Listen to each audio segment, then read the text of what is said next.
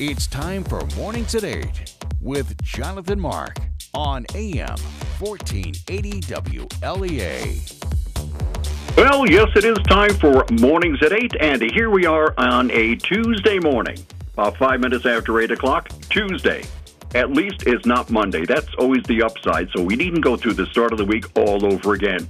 On the downside, we have just a little bit of snow out there, which means I am now broadcasting from my office here in greater metropolitan Almond. The driveway still isn't plowed. It should be at some point here. So, that cheery white stuff. We had about 4 inches of snow here in Almond, and a little more on the way, so it should be very interesting, I think. Speaking of which, before I do anything else, what is this never-ending obsession with a white Christmas? Christmas is 8 days away, right? And people always say, especially children or some adults, gee, I hope we have a white Christmas. I really hope we have a white Christmas. What's this thing with the white Christmas? A white Christmas means you got to shovel it or have it plowed, pay somebody to shovel it, you got to drive through it. I don't know about that. I've never really been crazy about a white a Christmas. I don't know. And then I think, where did this obsession with a white Christmas start anyway? Now, Christmas is 8 days away, right? But who knows? I mean, it might be a white Christmas. So,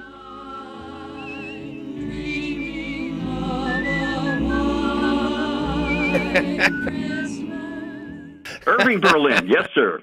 Now, that song was written in 1940, and it was first used in the film, I think, 1942. So, Irving Berlin, there you go, 1940. And before that, what did we have?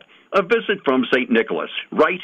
And that was written, now this is kind of interesting. I did a little bit of research on this, a white Christmas. Well, I think initially we had a visit from St. Nicholas. It was the night before Christmas and all through the house, blah, blah, blah. And that was supposedly written by Clement C. Moore. And however, there was some question on whether he actually wrote it.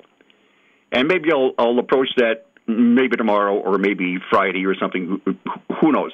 Anyway, the poem, The Night Before Christmas, first appeared anonymously in 1823 in a newspaper here in New York in Troy, but it was anonymous. And then in 1837, years later, Clement C. Moore took credit for it.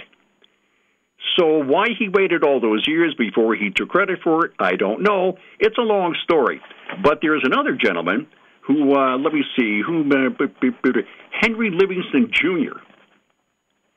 There's some question whether Moore wrote it or there's Henry Livingston Jr., which I will get into at a later date. But anyway, a white Christmas. So I don't. If you think of why we celebrate Christmas in the first place, right? There was no snow. You don't really think of the wise men approaching Bethlehem on snowshoes or skis, right? I mean, how often does it snow in Bethlehem? I'm not a meteorologist. I'm not a weatherman. I have no idea. But I don't think it snows all that often in Bethlehem. It's in the desert, right? It's in Israel. So you don't really think of the wise men going there on snowshoes, right? And they brought gold, frankincense, and myrrh, right? They did not bring hand warmers, earmuffs, and scarves. They came on camels across the desert. There's no snow. So why we have this thing about a white Christmas, I have no idea. It's always baffled me, but I guess that's the way it's going to be. So we need a white Christmas. Anyway, at a future date, I'll take up the question of exactly who wrote A Visit from St. Nicholas. Well, as Brian had on his news yesterday, as a matter of fact, that terrible fire on Preston Avenue, and there was an explosion at some point during the fire. Well, investigators have found that the explosion that people heard during that fire was a propane tank, on an outdoor grill. So when the fire hit the tank exploded, and that's what the explosion was. There was a little bit of speculation on what it might have been, but it was indeed a propane tank that went up. It took them a little while to figure it out because there was the place, all those houses were totally destroyed, So it was hard trying to figure it out, but that's what that was. And then this morning, or I guess last night, and, I've covered a lot of Common Council meetings. I mean, a lot of Common Council meetings, and I don't recall anything like this ever happening. But the Common Council of Cornell has put its full support behind State Senator Tom O'Mara's request for a one-year moratorium on this the new laws, the criminal justice reform laws. He's calling for a one-year moratorium. And the council believes the upcoming 2020 New York State criminal justice reform law will put an undue burden on law enforcement officers and believes those changes will severely compromise public safety. And it's not fear-mongering, as some people think. I think it's just common sense. Because what this will do, in part, is institute like a catch-and-release program, which is very nice if you're fishing, but if you're dealing with people who might be pretty dangerous criminals, I don't think it's such a hot idea. And if you recall, I'm thinking, were there any public hearings on this? I don't think so. And because these new laws will potentially affect a lot of people, I think that some public hearings should have been held. But apparently, as I said, I can't think of any public hearings being held on this. So Senator Tom O'Mara wants a one-year moratorium, and the council has backed him. And I think that is a very safe, logical approach. How about a moratorium? Maybe some public hearings or something. But anyway, the council is back. And I cannot think of anything comparable in the past. So that's kind of unusual. And what else have we here? Well, we have that. Jonathan. The second public hearing was held last night for the $745,500 Community Development Block Grant. That'll be used for the rehabilitation of the Maple and Ontario Street sewer lines. And in January of 19, which was like last January, the city completed the cleaning and relining of the Maple and Ontario sewer trunk lines and determined that CDBG funding would be available to reline additional sections of the sewer. So that, too, was going on last night, and a whole bunch of appointments, resignations. It's a new year, right? Okay? So appointments and resignations also. And what else have we here? Well, speaking about the White Christmas, the question before us this morning is, why? That's what's playing on our sister station right now, Jonathan. Okay, good. That's very good. Where was I? Yes, this is from Best Life. And the question is, why does Santa Claus come down the chimney? Right? How come he doesn't come in through the front door or something, or a side door? How come he's got to come down the chimney? Well, the legend of Santa Claus, who's based on the Christian bishop St. Nicholas, dates back many centuries. But the modern depiction of Santa, chimney and all, started to take form in the 19th century. Specifically, our current Santa came to life courtesy of Washington Irving. In his 1809 book, Knickerbocker's History of New York, the U.S. writer and historian describes St. Nicholas as a man who was seen riding jollily among the treetops or over the roofs of houses, now and then drawing forth magnificent presents from his breeches pockets and dropping them down the chimneys of his favorites. Favorites. I didn't even think of that. The exclusionary? Favorites, eh? Anyway, but Irving didn't get the idea to have Santa drop gifts down the chimneys out of thin air. The concept that magical creatures enter homes through chimneys actually comes from the 1400s, when there was a widespread belief and fear that witches could pass through solid objects to enter any residence, according to Geoffrey Russell, author of Witchcraft in the Middle Ages. In 1486, these two gentlemen, Heinrich Kramer and Jacob Springer, wrote a book which is considered to be the most thorough book on witchcraft. Well, that's nice. And to help ease the public's anxiety, Kramer and Springer wrote that witches instead entered houses through chimneys or windows. Now, I don't know how that would ease the public's anxiety. I don't know how that would ease their anxiety, but anyway. So witches apparently entered homes through chimneys or windows. And since then, the chimney has become a common symbol within European folklore, linking the earthly world with the supernatural.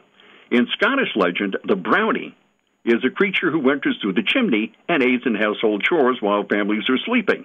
That, too, is kind of creepy. Anyway, there's Italian folklore and Irish folklore and all that, and they enter through the chimney. So as stories are passed down over the centuries, it became common for mythical creatures to enter homes through the chimney. So Irving's decision to include Santa in the long list of chimney-climbing characters wasn't so unusual. And then we come back to, that's right, Clement Seymour and old St. Nicholas and coming down the chimney and the whole thing. So strange mythical creatures coming down chimneys comes back for a long, long way. And what else have we here? Another Christmas thing? Okay. This is from CNN. One woman, this is in Australia. Leanne Chapman and her boyfriend returned to their home in Brisbane in Queensland on last Thursday, and noticed a commotion on their balcony. She says that there were a bunch of birds out there, and they were going crazy. So she couldn't figure it out, these birds on her porch. So they started to videotape these birds, right? They started to videotape the birds, and as they're videotaping these birds on the porch, her boyfriend leans up against this tree. And she says, as he's turned around and stepped back, he didn't realize he was leaning on the Christmas tree with a snake wrapped around it. So the couple left the snake alone. And then later that night, it slithered away or ran away or something. How would a snake run? I don't know. Anyway, and she was kind of calm and cool about it. She says it wasn't bothered by us. It just stayed there for a good few hours as we watched it. So here a 10-foot snake, a 10-foot python snake on their Christmas tree, and she wasn't fazed. She says it was big, really big. And after the initial shock wore off, she said it was a really beautiful snake. It was actually, wow, okay, very cool lady, I'll tell you. She says it was actually quite nice to see it that close up because I've never seen anything like it before. So I don't know about you, but if I found a 10-foot python in my Christmas tree, I'd be a little more agitated, I think, or maybe not. Very, very cool lady. Hey, what else have we here? Speaking of Christmas, I got a whole bunch of Christmas things here. How about this was in a mall somewhere in Russia. So, shocking footage, it says here. Shocking footage shows two men dressed as Santa Claus fighting each other in the food court of a mall in Russia. Even worse, it says, children appear to be present and watching the altercation. So these two Santa Clauses get into it. It's unclear what exactly sparked the fight, although it appears to have been a case of a professional dispute. One of the Santas can be heard saying, or probably yelling, "This is my territory." So the two guys came to blows in the middle of this food court. And as the two men rolled around, a shocked young girl can be heard asking, "Mom, are they drunk?" Fortunately, a woman stepped in and broke up the two St. Nics. And another witness reportedly described the incident as, quote, a mafia-style territorial dispute. And after everything calmed down, the two men claimed that the fight had simply been a joke. However, there is a video of this, and I don't know about you, but this doesn't look like it's a joke to me. So these two Santas are wrestling on the floor. Okay, fine. Let me see. Elsewhere in the world, a mall in British Columbia, Canada, kicked off the Christmas season by firing Santa Claus. That's no good. After working as a mall Santa last year, Gary Haupt was ready to step back into St. Nick's shoes for the holidays, but after sharing some personal and provocative photos of himself as Santa, anyway, he was fired. He was definitely put on the naughty list, and he was fired. So that's it. Okay, okay, everybody needs insurance. I guess, certainly, everybody needs insurance, and you can do no better no better anywhere on the planet, then contact the Ryan Agencies. They have offices in Hornell, Jasper, and Wellsville. They are your local independent insurance agency. You can save smart on your insurance with the Ryan Agencies. It's like having your own personal insurance shoppers. They're experts. They know what they're doing. They do this every day, and they've done it for a long time. They know what they're doing. And unless you really know what you're doing, insurance can be a pretty tricky thing. So you walk in, you tell them what you need, and they will go to all these insurance companies. They are independent. They go to all these insurance companies and check out this, that, and the other thing, and they will find the best rates for you. They are the Ryan Agencies. From the Fox Sports Studios in Los Angeles, here's Eddie Garcia. In the NFL on Monday Night Football in New Orleans, the Saints cruised to a 34-7 win over the Colts. They were led by quarterback Drew Brees, who completed 29 of 30 passes for 307 yards, 4 touchdowns, no interceptions. Brees passed Peyton Manning to become the NFL's all-time leader in touchdown passes, which now stands at 541. He also set a record for completion percentage in a game at 96.7%. New Orleans improves to 11-3 on the season. Right now, they would be the number 3 seed in the NFC playoffs. For Indianapolis, they dropped to 6-8. And they're officially eliminated from the postseason. In NBA games of note, the Mavericks beat the Bucks in Milwaukee 120-116. Dallas, without injured star Luka Doncic, snapped Milwaukee's 18-game winning streak. Giannis Antetokounmpo 48 points in the loss for Milwaukee. Rockets over the Spurs 109-107. News from the NHL, where the New Jersey Devils traded 2018 league MVP Taylor Hall to the Arizona Coyotes for 2 players, a first-round conditional pick and a third-round conditional pick. I'm Charles Payne, and this is the Fox Business Report. Amazon is blocking its third-party sellers from using FedEx ground delivery for Prime members. The Wall Street Journal says Amazon blames a decline in performance heading into the holiday season.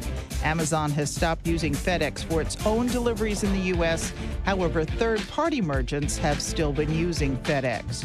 Unilever, which makes Dove soap, Hellmann's mayonnaise, and many other grocery store products, is warning that its sales growth this year will be disappointing. It blames weaker business in some markets, including a slowdown in South Asia. The major stock averages closed at records yesterday, following reports that China's economy improved, easing concerns of a global slowdown. The Dow was up 100, NASDAQ added 79, S&P up 22. That's your Fox Business Report. I'm Ginny Cosola, invested in you.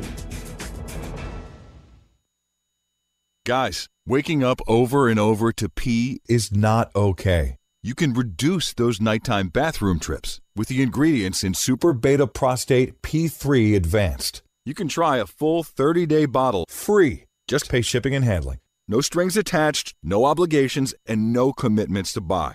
Call 1-800-424-7125. 1-800-424-7125. 1-800-424-7125. Today at Simmons Rockwell, now with 2,000 pre-owned vehicles in stock, you'll find these prior rental values. 2019 all-wheel drive Nissan Rogue Sport S models equipped with a rear view monitor, cruise control, Bluetooth, and 12,000 to 18,000 miles for only $16,099. See the savings online at Simmons-Rockwell.com. and shop the Simmons Rockwell dealership near you. Okay, and we're back. That's right. It's still coming down. Yes, sir. I can see it out there. Wonderful. Okay, enough of that. I have a couple of stories here about really bad drivers. I mean, really, really bad drivers. This guy, this was, where was this? This was in England. The cops pulled over a Peugeot sedan on Saturday night. Why did they pull it over? Well, it didn't have a front wheel, or it didn't have a front tire. It had the wheel, but there's no tire. So this guy was driving along on 3 wheels, or 3 tires, right? So they pulled him over, and it turns out he was so incredibly drunk that he had no idea that his car was missing a tire. So he's driving on 3 tires. And not only that, he didn't have any insurance. So he should have contacted the Ryan Agencies. I'm telling you, hey. Anyway, so he didn't have any insurance or a valid license, and he didn't even know he was missing a tire. So anyway, also he failed to make 2 court appearances for previous offenses, and now he's in jail. And under UK law, Drunk drivers can be punished with 6 months imprisonment, a 1-year driving ban, and an unlimited fine determined by the court. So they're pretty serious about that in England. Anyway, so off he goes. Also, we have this. Now, where was this? This was in Indiana. A guy from New York, a 20-year-old, is stranded on the side of the road. And he needs a tow, right? So he blew a tire. Okay, that happens. So a trooper, an Indiana State Trooper, stops, and he's going to help him.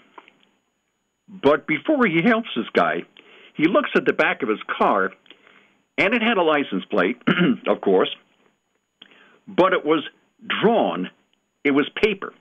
It was drawn in crayon on a grocery bag. And he wrote DJ39RK. So he made this license plate out of a brown grocery bag. And that immediately raised the trooper's suspicions. Let me see. Probably not too many license plates are written in crayon on a brown grocery bag. So this guy... Okay. Anyway, so after conducting a vehicle ID number check, the trooper discovered that the car had been reported stolen in Pennsylvania the day before. So troopers also found that the guy had never been licensed to operate a motor vehicle in any state, and he was on probation for grand larceny. Now, really, if you don't have a license, you're on probation for grand larceny, you steal a car, I mean, are you going to do something as stupid as try to hand crayon a license plate out of a brown paper bag? Wow. Anyway, so now he's in a lot of trouble, and there you go. So, a little hint: if you steal a car and you want to make a new license plate, at least make a half an effort. Do not draw it on a brown grocery bag with crayon. Okay, that's him. And who do we have here? Wow. Okay. This is kind of interesting. There's a guy in Chicago.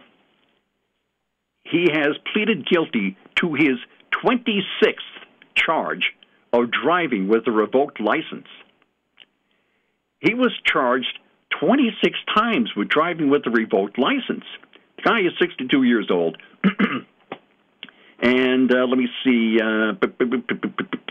It's who's this? The state's attorney. Lake County State's Attorney Michael Neerheim said in a news release, "It's a shame that it had to come to this point for this guy to understand that driving is a privilege, not a right." But my question is, if you're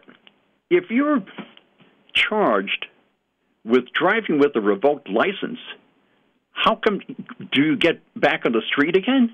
I mean, it's never happened to me, but I mean, don't you think? If you're charged with driving with a revoked license, especially like 26 times, wouldn't you go to jail or something at some point before this? I don't know. A spokesman for the Secretary of State in wherever it is, right, in Illinois, says if it's not a record, it's right up there.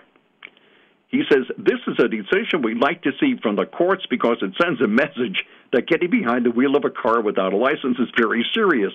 Finally, after 26 times of being charged with driving with a revoked license. As I said, I don't know how that works, but you think you go to jail like the first time, or maybe the second, or the 10th, or something. I don't know. It's pretty weird. Anyway, let me see. Of the 26 offenses, 24 resulted in convictions. And in addition, at present time, the guy is ordered to pay $362 and arrested. That's it? Okay, there you go. So that's a story of another bad driver. We have a lot of stories about bad drivers. And what else? Oh, how much time have I got? Probably 60 seconds. Not too much here. Let me see. 7-year-old girl. 7-year-old girl in the UK. Her mother has a seizure. Her mother was 32 years old. So this 7-year-old British girl is credited with saving her mother's life with CPR she learned after watching videos on YouTube. So this little 7-year-old girl acted real quick, gave her mother CPR, And the lady's okay, and she says, when I woke up, the paramedics were here, and my little girl was hysterical. And I guess so, yeah.